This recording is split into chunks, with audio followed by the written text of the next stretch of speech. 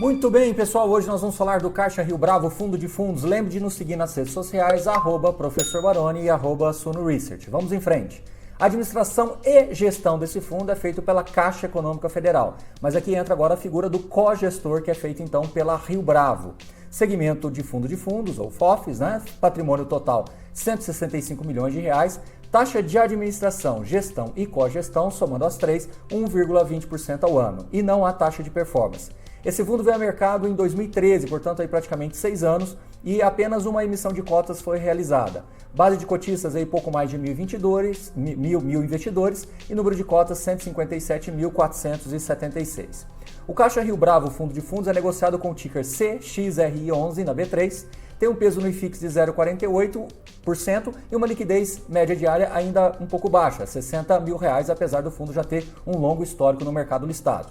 Obviamente ele tem mandato de gestão ativa e visa basicamente adquirir cotas de outros fundos imobiliários, apesar de no regulamento permitir outros ativos no geral, como LCIs, CRIs e outros ativos imobiliários. Bom, essa aqui eu acho que talvez seja um dos gráficos mais importantes que os investidores gostam de olhar, né? Que é a posição atual. Lembrando que esse vídeo está sendo gravado em março de 2019 e essa carteira é de janeiro de 2019 e o relatório de fevereiro ainda não foi publicado.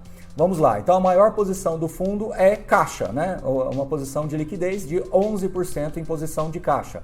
Depois então vem a MXRF, que é um fundo de fundos da XP, que tem ali basicamente fundos de ativos de papéis, mas também tem desenvolvimento imobiliário e outros fundos imobiliários também, mas essencialmente um fundo de papel. Mas nós costumamos dizer que ele é um FOF, acaba sendo um FOF também. HGBS, um fundo de shoppings da Rede, BBPO, um fundo de agências do Banco do Brasil, SAAG, um fundo de agências do Santander, KNRI, um fundo do Kinea, misturado entre ativos comerciais e ativos logísticos. Então essas são as principais posições. Obviamente esse vídeo está sendo gravado para que vocês possam olhar depois com calma e ver os outros fundos imobiliários que estão presentes no portfólio. Em linhas gerais, é bem dividido entre agências com 17%, fundo de recebíveis, fundos de papéis com 22%, escritórios multiativo 24%, escritórios monoativo 9%, fundos de shopping 11%, logísticos aí 9%, tá certo? Ele tem uma questão aqui negativa, né, como tem ali outros, menos 4%, é porque ele tem um método um pouquinho diferente de apresentar os resultados, a gente vai ver logo na sequência num outro gráfico. Então, essencialmente, é um fundo que já, como eu disse para vocês, tem já uma consolidação da sua carteira, uma alocação da sua carteira, mas sempre gosta de trabalhar aí com caixa residual para que possa se aproveitar as oportunidades de alocação entre um mês e outro, tá bom? Por isso essa posição aí de 10, 11% em posições de caixa, justamente para aproveitar as oportunidades que podem surgir no mercado.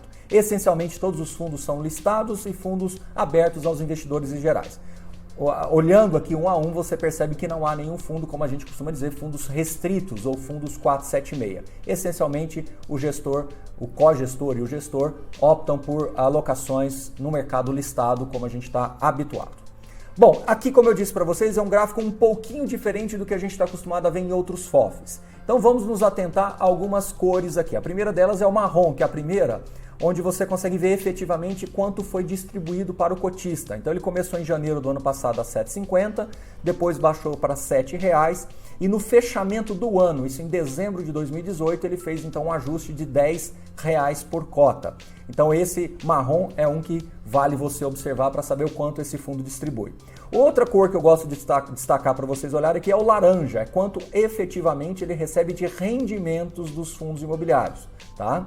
E o outro é o amarelinho aí, um mostarda, né, um laranja aí, um mais claro, que seria o quanto ele ganha, o quanto ele recebe de alienação de cotas, de ganho de capital. Então você percebe que é um fundo mais ancorado na renda.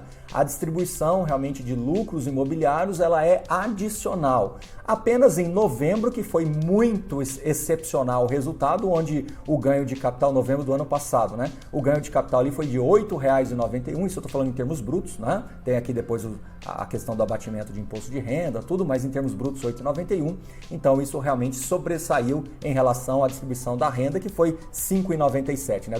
Na verdade, dos fundos que distribuem renda e da estratégia de ganho de capital. Então todo fundo de fundo é essencialmente ancorado em duas grandes estratégias.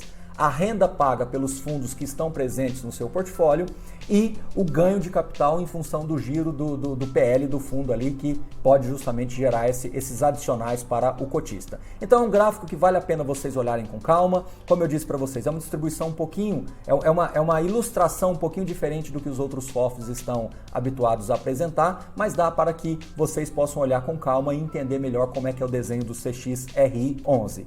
Então é isso, espero que vocês tenham gostado de conhecer um pouquinho mais desse fundo, assine nosso canal, compartilhe com seus amigos, curta o vídeo e lembre-se sempre, não é indicação de compra e venda, e sim uma maneira mais simples, objetiva e direta de apresentar todos os fundos imobiliários para vocês. Eu sou o professor Baroni da Suno Research e até o próximo vídeo. Valeu, pessoal!